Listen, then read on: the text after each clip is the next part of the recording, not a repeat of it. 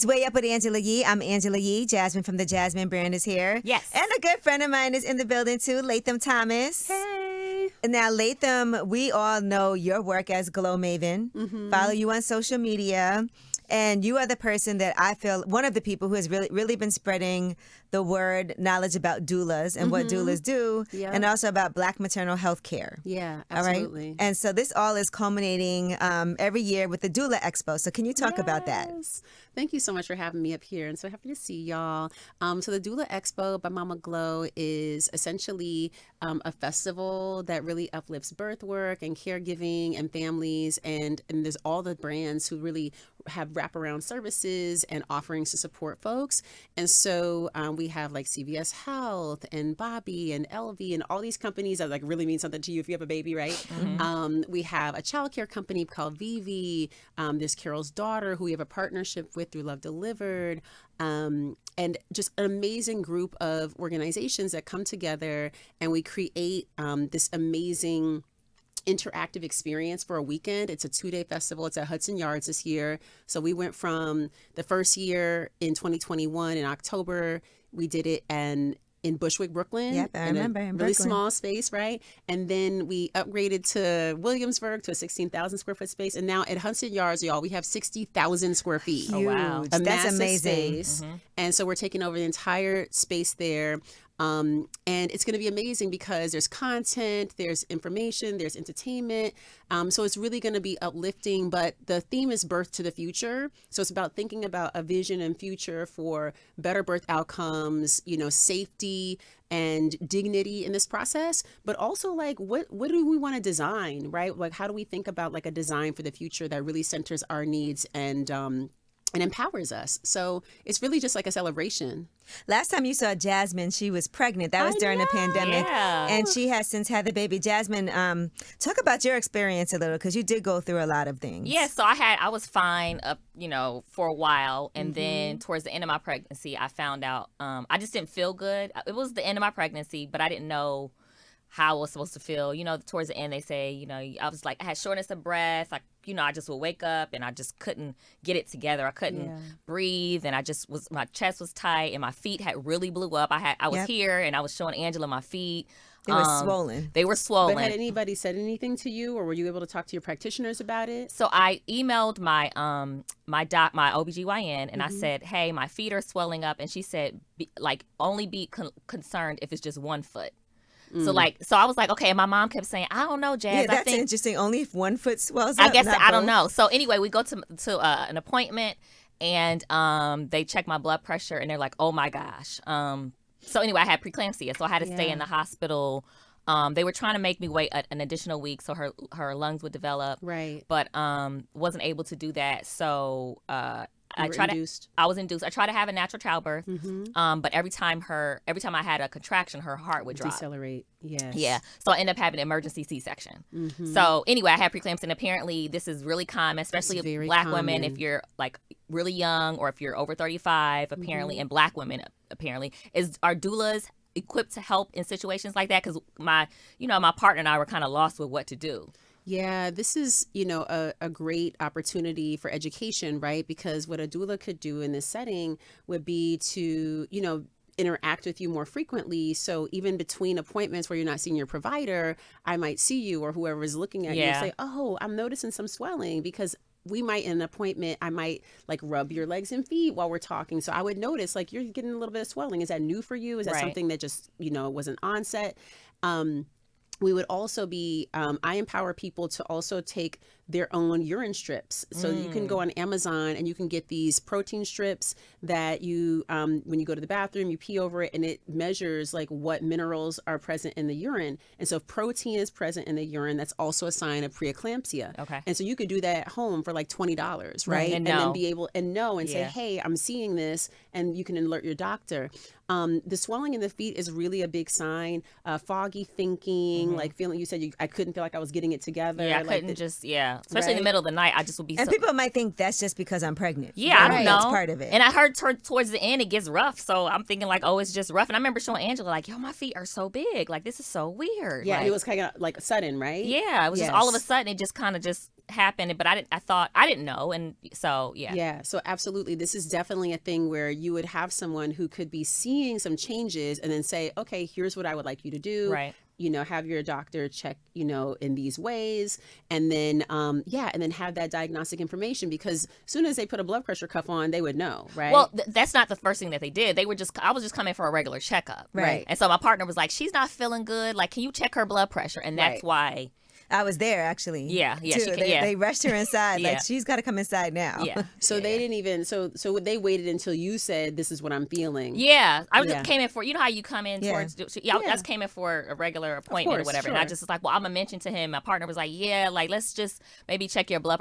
When I was down for Angela Yee Day, he was saying, why don't you go get something to check your blood pressure? Right. And because I emailed the doctor and she said, I think it's okay, I never did it. Right. That's not the time to not be sure, right? For a doctor. Yeah. So. And also not seeing you. Like, she needs to see you and say, hey, let me actually see, because even if she's thinking like, well, this is what I usually see, maybe like one foot is less swollen than the other, but no, like every individual is different. And so for you, like if you normally don't get swelling and now you have a lot I never of had it, swelling, then it's like, that's a sign. And so these are kinds of things that I'm glad that you did not, ignore it and that you brought it to their attention. But the other thing is, as soon as you got into that appointment, they should have had your feet out and been looking at your whole body, right, to observe. And I think that there's so many misses, right? So many people don't have the opportunity where someone actually catches it. Yeah. And so you get underdiagnosed or misdiagnosed. And you can die. And you can die from, I know a woman that has died from. It's lethal. Because you can have a seizure, you can black out, you can. Yes. Or God forbid the baby doesn't make it too. Well, neither one of them. The woman died and the baby died. That's and she awful. had preeclampsia and she didn't know it. And she wasn't feeling well. And she went to the doctor one time. They didn't catch it. And yes. It's very important. And the doula also is there to make you more comfortable. I was reading this article, and I read it because I thought about you, Latham, about this woman who said she quit being a birth doula because of burnout. Yes. Burnout. And she discussed it, and also just being underpaid and also not respected in the way that she should be for her line of work, having children of her own, and then having to deal with, because you give it your all. It's a lot when you're trying to comfort someone else who is having a baby and maybe something doesn't happen the way they anticipated. They feel like they were a failure. You're reassuring them, no, you did everything that you were supposed to do. It's just a lot that comes with that. So how difficult mentally is it? Because we've never discussed that for you being a doula, because you make it look so easy, but I know it's you not. hear her fly while her fly clothes, she face makes beat. it look really simple, Mom. but after reading this article, I was like, damn, that is not a game at all. Yeah, and it's interesting that you bring that up, because we actually did a study at the Doula Foundation called Birth Worker Burnout, and it was based on collecting data from 100 doulas from the community about their experiences inside of the system, their experiences with overwork, with uncompensated labor, because as we know, in our community, there is a lot of work that is expected of us, but that is not compensated, right? And so in addition to providing the support that you're supposed to provide for community inside of doula support, there's also interactions that you have that are undignified with care providers or within hospital systems. There's heavy caseloads. There's people who have high needs and are under-resourced. And then you also have to provide like a lot of care for them. And so if you think about people who are having adverse birth outcomes or experiencing birth trauma, or just the complexities of navigating our current medical model, it can be overwhelming for people. Right. And so then when you go home, you're exhausted and you still have to do all of the things, like take care of your family, do all your other things. And most people who are doing this work do it like in addition to something else, right? So they might be a doula part-time, or they might be full-time doing it, but also not getting paid in the way they're supposed to. There are a lot of community-based programs where doulas will get paid not an equitable wage, and they have to wait and be reimbursed. So they'll have to wait sometimes months to get paid. Wow. So then you have that too, like, right? Exactly. So that's why private work is really important as well, to supplement work within the community. New York State, there was a bill presented, and also for Governor Hochul to actually increase.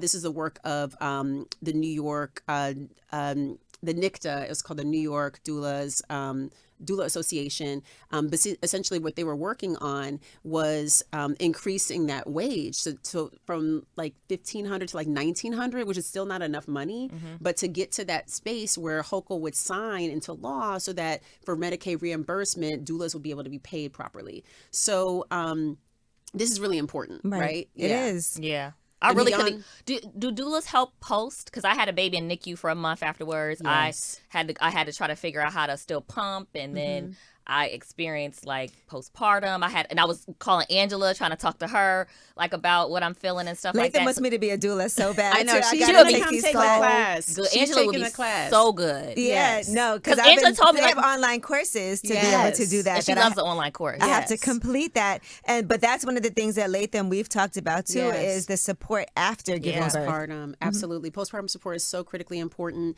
and I would argue that even though a lot of people like really focus on birth doula support, there's so much that happens in the postpartum period because you don't go see your doctor again for like 6 weeks after birth. A lot happens in 6 weeks, right? Yeah. And so having that person who could come and take care of you, who's there to help you through recovery, through navigating what to eat, how to take care of yourself and the baby, and then just like also monitoring how you're adjusting to new parenthood because it can be very isolating. Yeah. It can be depressing. Yeah, especially if you're by yourself. If you're by yourself and if you're navigating the NICU, right? You need somebody to help you figure out, okay, how do I get get my milk there? How do I make sure to like, am I holding my baby? Like what? Or just I'm leaving my baby. I'm leaving my baby someplace. I left her she was there for a month without me. And you had to be in and out. Yeah, I was devastated. And you can't even, I had to change her diaper from inside. It was just so hard. It's hard to, I think, navigate post. And then you're probably looking like hoping the baby's not feeling by herself. What babies are feeling. Because they gave her a little blanket like to hold on to like a fake like little bear, and I was like, I'm leaving her like she's by herself, and they will put like a little blanket. It's like she's fine. I'm like, no, of course. But I feel like support afterwards, especially support is so critical. When you have to leave your baby is yes, because that person can like help you also navigate the difficulty and more in the loss of like what you wanted to experience, but then also be in a place with you around, okay, how do we make sure that we shore up the support you need to make it through these next 6 weeks with the NICU, right? And there's so many things to navigate, right? And then also, how am I setting up the home for you? How do we make sure that like we figure out how to like get things ready so that when you have to head there, what's it going to look like you doing your work and then holding down the fort, and then how many hours can you spend, and can we rotate with your partner, and what will that look like, right? So even helping you develop systems around how you navigate the care postpartum is really like the role too, right? Helping getting family members or friends or like organizing. So like if you was going to be present, it's like, okay, you and whoever else, like organizing those people so you have really a team, right, to kind of help you. And it's really like village keeping. Like I call it like birth village, right? Like you really need people to show up for you. And people don't think about like the mothering, the process. Once you have a baby, you are so vulnerable. And so we think about like holding a baby and swaddling them and not leaving them alone and taking care of them. But we never think we should never leave new mothers alone. We should never, leave them unattended. They should always have support. There should always be somebody there. Right. But we're not thinking this way because in this country, 1 in 4 women are going back to work 10 days after having a baby. That's a fact. Or they feel like I have to. I don't have a choice. I need to work. Even work from we home don't have paid too. leave, right? In addition to that, but imagine, 10 days later having to go to work. Going someplace is horrible. It's awful, or even having a partner who has to go back to work, and now you have to be home alone. Or not having a partner. I can't imagine going through this by myself. Yes. Like a no lot family of support. A lot of women go through. If someone wants to get a doula and their insurance doesn't cover it, what's the range of how much a doula costs, like low end to high end? Yeah, absolutely. So there is a range, and that's going to depend on where you are based on like your state and like the cost of living in that state. So if you're thinking about New York City, for a program like the Citywide Doula Initiative, where doulas get paid, I think like between $1,200 and like $1,900 or something like this. If you're doing private pay work, the lower end would be like $1,500 for a doula, and the higher end would be like $3,500, something like that. So there's a wide range, but a lot of people do sliding scale. So if you're like, here's what I can afford, then usually people negotiate like that. So it's usually not an issue because there's always somebody who can take you. Right. There's always going to be people who are more experienced and then folks who are like less so. And so you can find your way within, I think, that range. But I think it's really important to think about, like, a lot of folks are reimbursing. And so we're going to get to a point where not only just Medicaid reimbursement will come through for doula support, but also private pay. So we're going to get to that place. We are getting closer, but a lot of states are now having Medicaid reimbursement programs. So it makes it possible for folks who cannot afford and who are from communities that are vulnerable. So that's really important.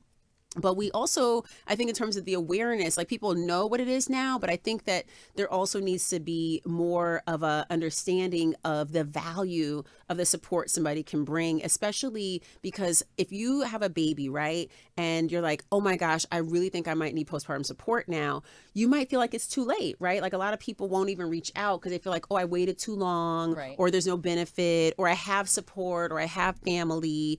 But it's not just having family, it's having somebody who is like a non-clinical care provider who is there for you, who is non-judgmental, who is bringing supports and skills and advocacy tools and education in ways that your family can't, right? And who's going to be a constant presence of support. And the critical piece is non-judgment, because I know that, like, my family is like, they have all of the, everything to say. My mother was like, do it this way. Oh my gosh. Right? So you need that. You need that key person, right? Because you also need that intermediary, because your relationship, right, familial relationships will be a way where now you're somebody's mom or parent, right? But then they're like treating you like you're the baby. Yeah, you're right? supposed to do it. So the doula can be a really great intermediary in helping to bring the best out of family members to show up for you as well. Now, another thing at the Doula Expo that I noticed is that it is also good for people who are trying to conceive. Yes, absolutely. So can we talk about those resources that people can get for anybody who's listening that's like, I don't have any children, or I do have kids, but I am trying to have another one, and maybe it hasn't been easy? Yes. So there's a lot of resources from vitamin companies. There's a really cool ultrasound company if you're early in that process, called My Bump My Baby.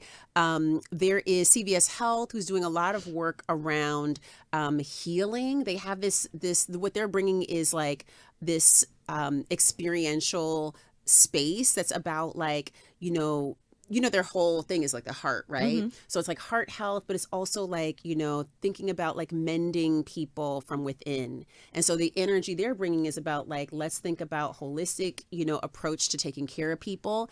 And so you can come in and you can get a suite of services delivered to you within the CVS space.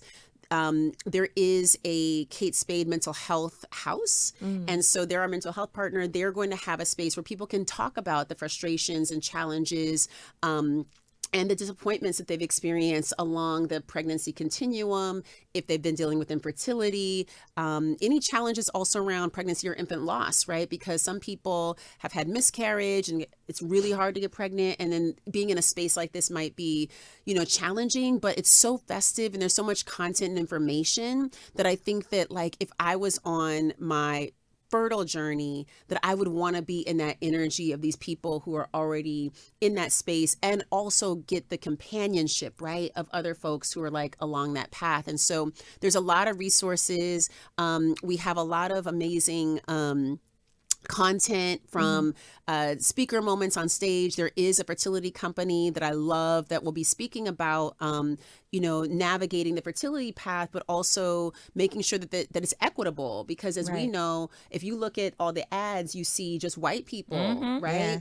And people will tell you also it's expensive if your insurance doesn't cover. Super expensive. Yeah, I paid out we were trying before I accidentally got pregnant, and I paid it was I love it. It was an accident. But it was super expensive. It's and expensive. Then I wanted to donate. She was thinking about freezing her eggs. Yeah, I was trying to do all, and I was paying out of pocket. Yeah, and there weren't a lot of people in there that looked like me. Not at all. And the expectation, like, because people think like, oh, you all are fertile, right? That there's hundreds of years, right, of precedent of this expectation that is obviously like, racist, but and coming from a racist framework that's like built out of slavery, that comes out of slavery, that says that, like, yeah, we're fertile, we're great breeders, we're great feeders, right? Like, and so this idea is impacts the kind of care we get and the options available to us, because most of us actually are struggling to get pregnant. And so you have people who don't realize that they're actually in that position. So they're not going to get the care, they're not going to get the screenings to figure out whether or not it's a problem. And then by the time they figure out it's a problem, sometimes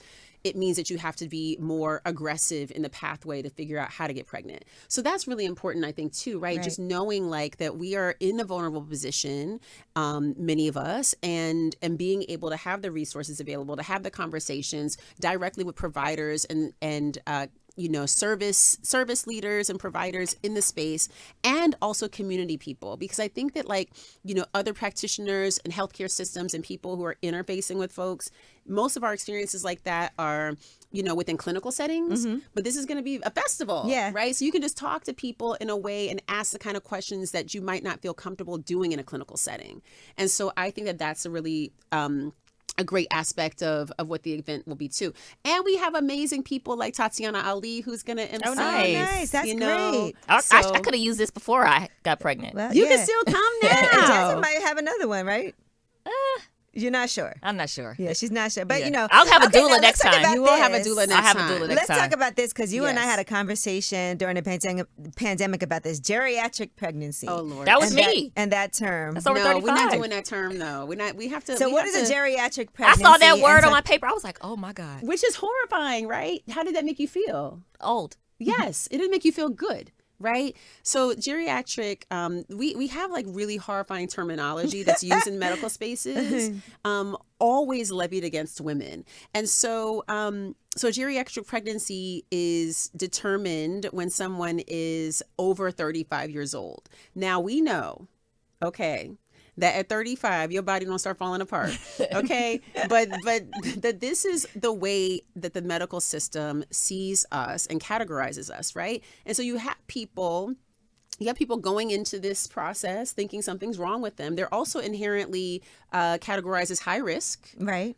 As a result, too. So that impacts the kind of care you receive also. And people rush to get pregnant, too, before 35 because they're like, it's going to be too hard after that. Right. And I don't want a geriatric pregnancy. Right. But think about this. Think about how would it be possible that every single person, regardless of their lifestyle, what they eat, where they live, how they work, the type of stress they have, how they metabolize that stress, where they live in the world, all of those are factors that impact on fertility factor, right? So why would 35, why would the age be the only piece, right? And how is it that no matter what's going on in each of our lives, like somebody who's living in Japan and living next to the water and eating fish and has a stress-free life at 35, and a person who's in New York City, high powered job, right? That person is not, those people at 35 years old have different biological profiles. Yeah. So you can't say that, this person's fertile and this person's not. There are people who in their 20s that can't have a baby because of lifestyle factors. And there are people who are well into their 40s getting pregnant by accident, right? So I think it's really important to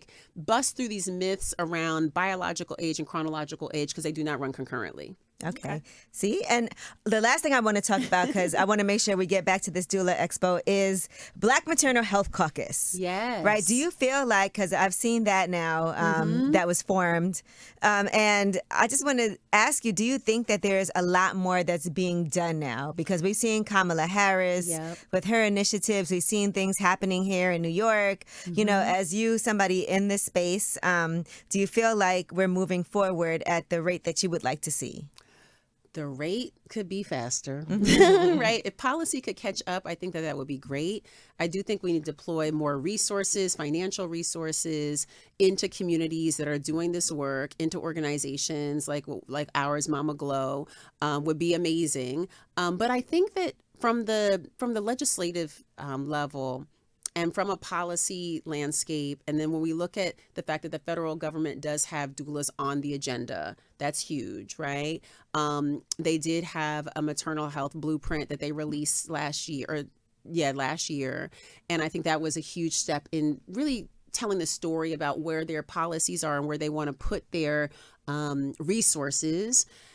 And we still need to get the Black Maternal Health Omnibus completely passed, right? And so I love that you brought up the Black Maternal Health Caucus, because this has been a group of people who have worked tirelessly to compose these bills. This is the most comprehensive piece of legislation that addresses maternal health that we've ever seen, and still we can only get pieces of it passed. And so I think that the work of Senator Cory Booker and Representative Underwood and others who've really been championing this work has been tremendous. But we have so much work to do, because we have to convince people on the floor to vote for it. Right. And the fact that we are still having to fight, not only fight for our lives, but also fight for our humanity, to be seen as important enough to fight for. Right. Right. Like that, I think, is a problem that our elected officials do not understand the urgency. And so I think that the communications need to be, even though we have obviously great reporting, things like this are so helpful. Being in a space like this is so important, because, a lot of people just do not know that these things are happening in our community, and until it happens to them, right? So this needs to continue to trickle up, I think, but yeah, I would like to see it moving faster. And just for some numbers here, according to the CDC, Black women die at 3 times the rate of white women when it comes to pregnancy-related deaths. Yes. And so it is a crisis that's happening. These numbers aren't lying about the disparities. And birthing while Black, that's the whole, you should read Birthing While Black, but it's a national crisis. It is. And that's why legislation does need to be passed. And it needs to be passed quickly. And I think the other things for folks to know, like if we talk about New York City, right, because that average that you gave is for the nation, right? Think about New York City, where you think, okay, we have resources, it should be equitable, everybody should be getting the same care, because we all ride the subway together. So, right? No, Black women are 8 to 12 times more likely in New York to die, right? In relation to their white counterparts. So that's huge. So it's like we are literally in a place where we have to find solution. What I love about the Doula Expo is that it is grounded in solution and in a future of our own design, like not waiting for people to say, here's what we're going to do for you. No, we're going to figure out also with the tools and the resources we have for ourselves, how to design something different, how to design something for the future that really does center the outcomes that we desire, because we got to get there. Yeah. Like our future depends on it. Future generations depend on it. Our children need us. Like our children deserve to also grow up with us. See, ever since I met Latham, anytime I see an article or anything about doulas or Black maternal health care, I'm always reading it. And honestly, I have to say, you're the person that's the catalyst for that, for me to always pay attention. You're the one that told me about her and doulas. Because I never really thought about it until you and I had a conversation about it. So. Right. So hopefully these conversations spark people who are listening to also pay attention to that. And let's talk about the Doula Expo. Where can people get tickets? Yes. It's at Hudson Yards this year. Yes. Every single year, growing. As far as the space, the numbers, the sponsors. So tell people the information so they can make it through.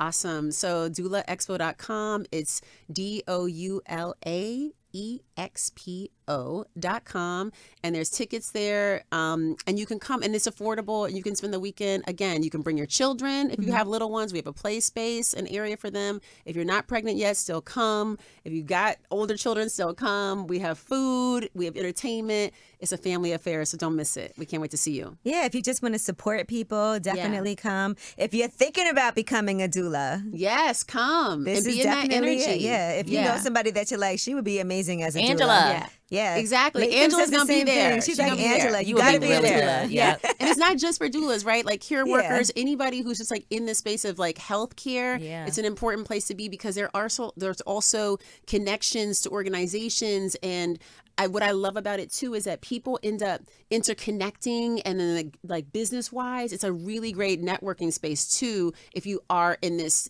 sort of healthcare arena and focus on, like women's and reproductive health. So I would say, like, if that's your leaning, come hang out with us, because we do it fresh. All right. Well, thank you, Latham. Always a pleasure to have you on. I know we're going to see you again. Oh, absolutely. Cannot wait for that. All right. It's Way Up with Angela Yee. Way up.